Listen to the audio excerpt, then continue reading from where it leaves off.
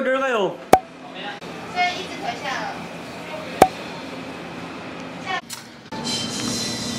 So hi guys, nakakaya, nandiyan kayo.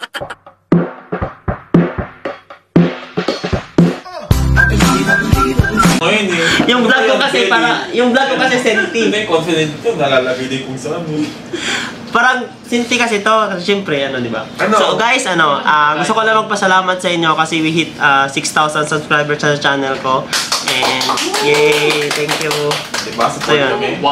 So yun guys, hindi ko lang in-expect na ganun siya kasi nung dumating ako dito sa Taiwan, 1K subs lang ako. And then ngayon, 6K na siya. So, although hindi siya ganun ka-fast na mag-grow as compared mo sa other channels. But, still, so, kumbaga, I'm grateful sa lahat na pangyayari ko dito sa Taiwan. So, alam nyo guys, kunting share ko lang. So, lahat tayo may mga problema sa buhay, ganun, lahat may pinagdaanan. So, focus lang kayo sa positive na nangyayari sa inyo. And, for example, ako, ito, pagba-vlog. So, actually, nawalan ako ng gana for the past few months.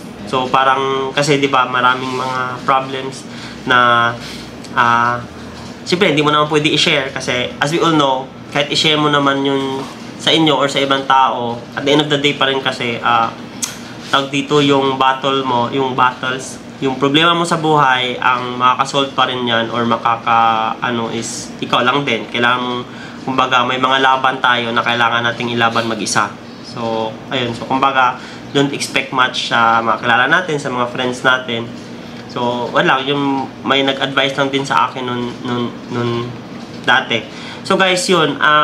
Itong milestone na to, I hit 6,000 subscribers. Iba to sa isa kong channel.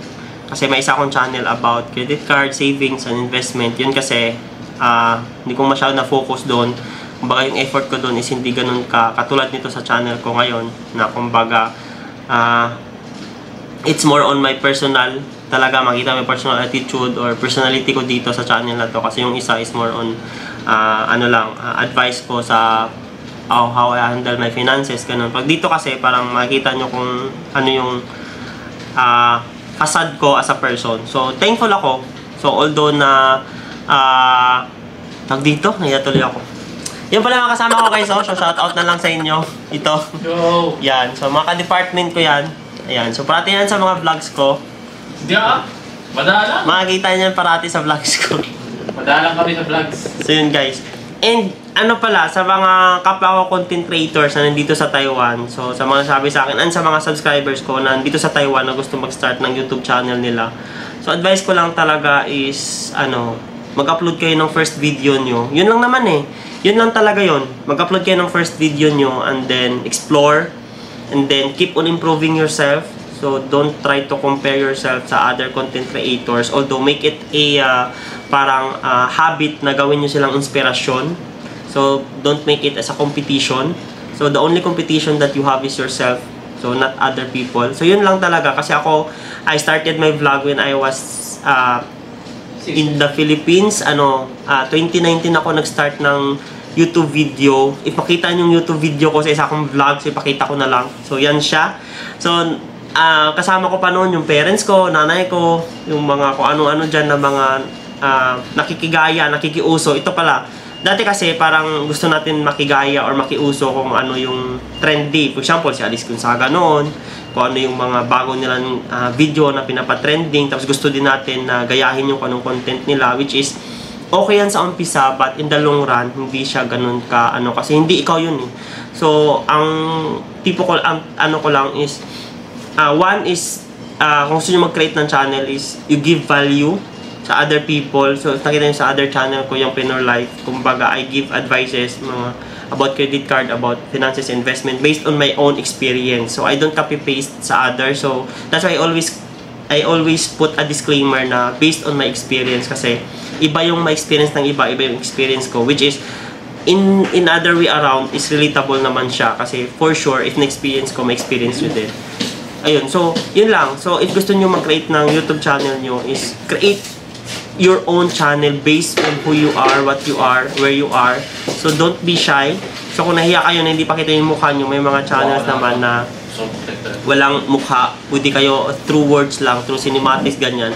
So yun lang talaga advice ko, upload one video and then from that one video, explore yourself from that one video, and then don't stop learning. Yun lang. Ako, until now, I still watch videos from other creators kung ano yung pwedeng ma-apply, kung ano yung pwede kong improve in terms of editing. Ako nga, sa editing ko, hindi ako masyadong magaling. Minsan, raw video lang, tapos i-compile ko lang, ganun lang.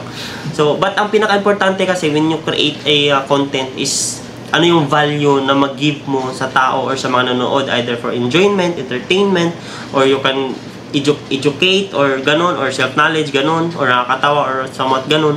So, yun lang. At the end of the day, yung parang asset mo lang talaga is yung sarili mo lang eh. So, yun lang talaga yung ma-advise ko sa mga gustong mag-create ng YouTube channel nila or magiging content creator habang nandito ka sa Taiwan or nasan man kayo.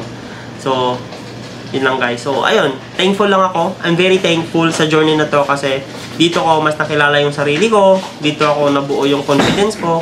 Kasi nung way back, nung college ako, high school, mababa din yung confidence sa sarili ko. So, at least dito, no judgment kasi I just talk to the camera.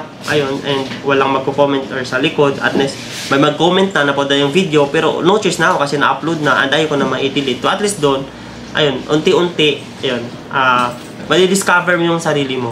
So, yun lang guys, and we'll see on the mga next videos or mga next vlog to come. So, I'm very happy and grateful that you still with me. So, yun lang. Kain na kami. So, pizza.